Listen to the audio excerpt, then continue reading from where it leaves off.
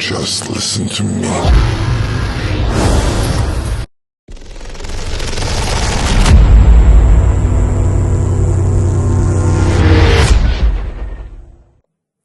Hello বন্ধুরা, রহস্যময় কালো ছায়ায় তোমাদের সবাইকে স্বাগত।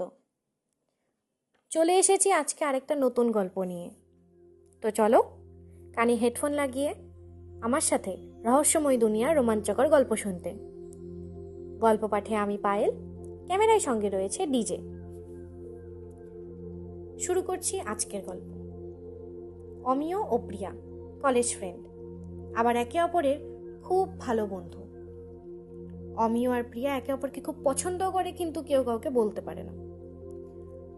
আজ কলেজের শেষ দিন, তাই অমিয়, প্রিয়া আর তাদের বাকি বন্ধুরা সবাই মিলে একসাথে পার্টি করছে। আর সবাই এটা ঠিক করছে যে এবার নেক্সট সবাই নিজের নিজের লাইফে কি করবে।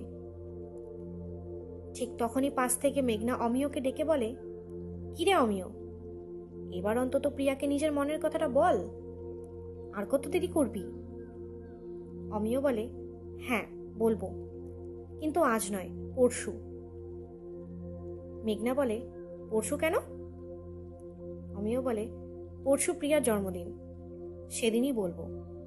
4 বছর অপেক্ষা করার পর পরশু আমি আমার মনের মানুষকে নিজের মনের কথাটা জানাবো। দেখতে দেখতে প্রিয়ার জন্মদিনের দিন চলে আসে। সকালবেলা অমিয় প্রিয়াকে ফোন করে বলে, হ্যালো প্রিয়া। প্রিয়া বলে, হ্যাঁ বল। অমিয় বলে, বললাম আজ সন্ধেবেলা 6টার দিকে দেখা করতে পারবি? প্রিয়া বলে, কেন, কিছু বলবি নাকি? অমিয় বলে, হ্যাঁ, তোর জন্য একটা সারপ্রাইজ আছে। আজ কলেজে পার্কে সন্ধে 6টার দিকে আমার সাথে দেখা কর। প্রিয়া বলে, ঠিক আছে। সন্ধ্যাবেলা প্রিয়া সেখানে পৌঁছে যায়, কিন্তু অমিয়র পৌঁছতে একটু লেট হয়ে যায়। অমিয় ঠিক 6:40 গিয়ে পৌঁছয়। দেরি হয়ে যাওয়ার কারণে অমিয় প্রিয়াকে সরি বলে। অমিয় কলেজ লাইফ থেকে দেখেছে, প্রিয়া যখনই তার সামনে আসে তখনই ওর শরীর দিয়ে একটা সুন্দর গন্ধ ভেসে আসে, ঠিক যেন শিউলি ফুলের গন্ধের মতো। অমিয় প্রিয়াকে একটা সুন্দর টেডি দিয়ে বলে, হ্যাপি বার্থডে।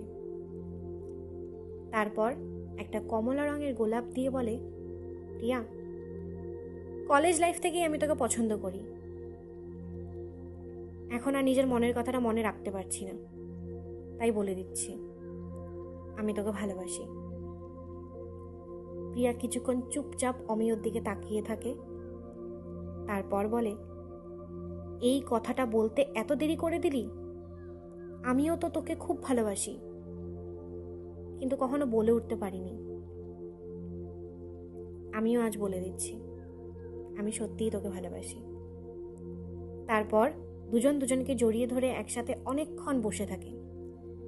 হঠাৎ অমিয় ইয়ার্কি মেরে বলে ওঠে, আচ্ছা ভাব, এখন যদি তোকে কেউ ফোন করে বলে অমিয় মারা গিয়েছে অনেকক্ষণ আগেই, তখন কি করবি তুই?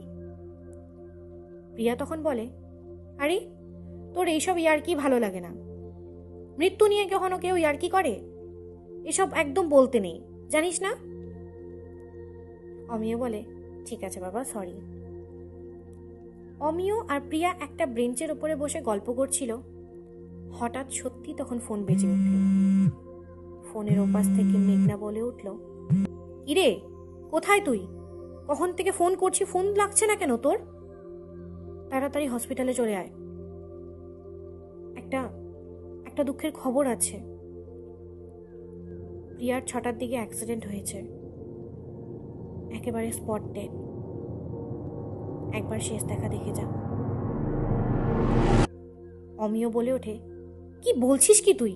প্রিয়া তো এখানেই আমার সাথে। পাশে তাকিয়ে দেখে অমিয়, প্রিয়া নেই। ফোনটা হাত থেকে পড়ে যায় অমিয়র। ব্রেঞ্চের ওপর চোখ পড়তেই রাখে সেই কমলা রঙের গোলাপটা, আর বাতাসে ভেসে আসা প্রিয়ার শরীর থেকে সেই শিউলি ফুলের মতো গন্ধটা। অমিয় হতাশ হয়ে বসে আছে, তার চোখ ঝাপসা হয়ে আসছে, চোখের কোণ থেকে জল নেমে আসে অমিয়র।